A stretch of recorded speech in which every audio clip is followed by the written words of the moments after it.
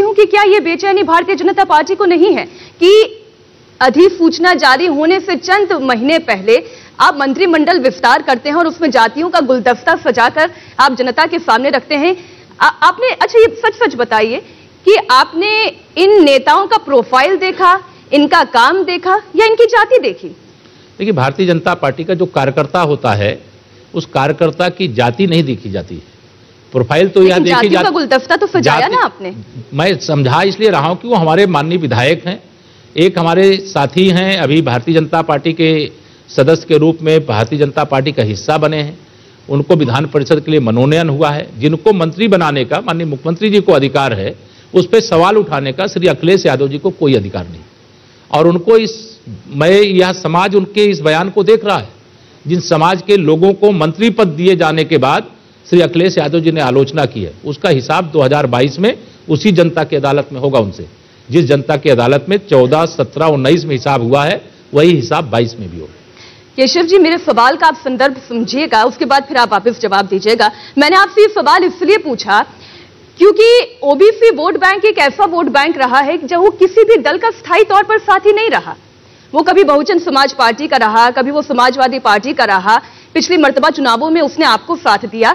Guarantee क्या थी कि इस बार वो आपका साथ देता ही देता? देखिए, गारंटी इस बात की है कि हमें एक बार साथ नहीं दिया है, हमें अनेक बार साथ दिया है। आप 2014 में अगर 2014 में तो नहीं देते कि मोदी जी की लहर थी। 2014 में अगर हमें साथ नहीं देते तो हमारे 73 सांसद उत्तर प्रदेश से नहीं जीतते।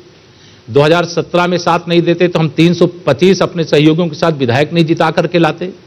2019 में जब लोकसभा का फिर से चुनाव हुआ तो हम अपना दल के साथ गठबंधन करके लड़ रहे थे, 64 सीटें जीते, 51% वोट प्राप्त किए।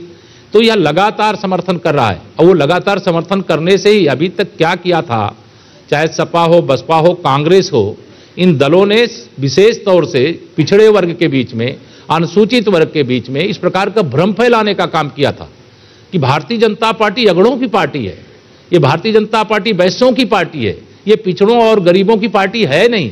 लेकिन जब वह एक बार हमसे जुड़ा तो हमको न छोड़ के गया है और न छोड़ के जाएगा और न हम छोड़ के जाने देंगे। लेकिन छोड़कर तो गए। देखिए, 2014 की मैं बात नहीं करती, वो तो एक प्रधानमंत्री नरेंद्र मोदी के नाम पर एक ऐसी लहर चली कि उस लहर में प्रचंड बहुमत भारतीय जनता पार्टी का आया। वो केंद्र की लड़ाई थी। ओम प्रकाश राजभर आपके साथ थे, वो आपसे दूर हो गए, इसलिए आपने संजय निषाद जी को जोड़ लिया अपने साथ, उन्हें भी आपने एडजस्ट कर दिया।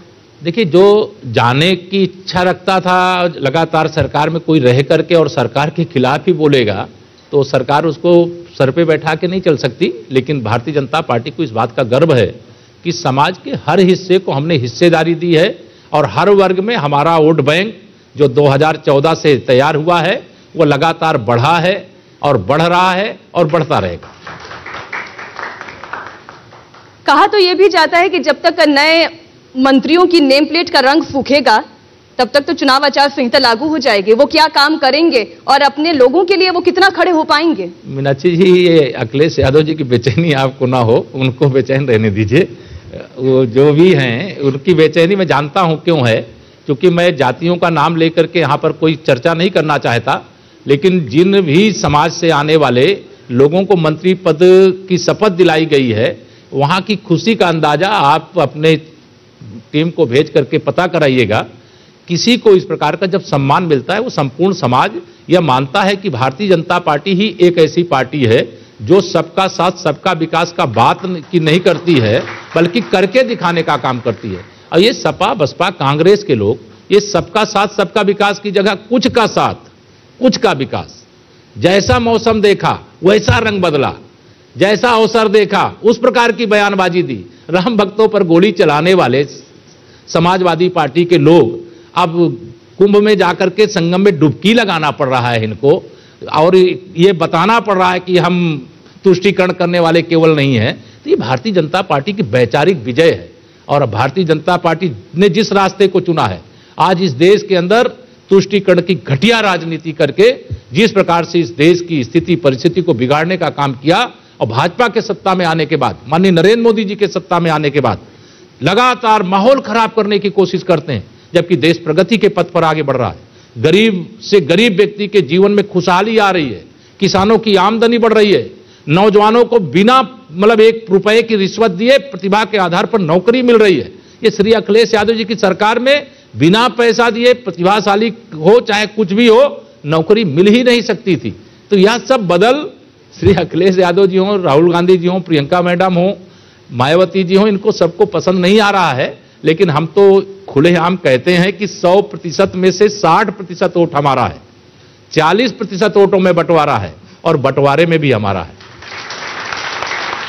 अच्छा केशव जी, एक आरोप आप पर यह भी लग रहा है, आज इंडिया टीवी के मंच से ही आप इस पर जवाब दे दें कि आप जातिगत जनगणना इसलिए नहीं कराना चाहते कि कहीं से मायावती और अखिलेश यादव को फायदा ना हो जाए।